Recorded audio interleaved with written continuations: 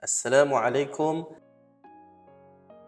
Tuan-tuan, hari demi hari, pelbagai warna-warni kehidupan yang telah kita lalui. Namun begitu, selalulah kita memohon perlindungan daripada semua perkara hanya kepada Allah Subhanahu wa taala. Saya kongsikan satu doa. Doa ini berbunyi Bismillahirrahmanirrahim. Allahumma inni a'udzubika minal hammi wal hazan wa a'udzubika minal ajzi wal kasal wa a'udzubika minal jubni wal bukhl wa a'udzubika min ghalabatid daini wa qahrir rijal. Maksudnya, ya Allah, sesungguhnya aku berlindung kepadamu daripada keresahan dan kesedihan. Aku berlindung kepadamu daripada kelemahan dan kemalasan. Aku berlindung kepadamu daripada sifat pengecut dan kedekut. Aku berlindung kepadamu daripada bebanan hutang dan kezaliman manusia.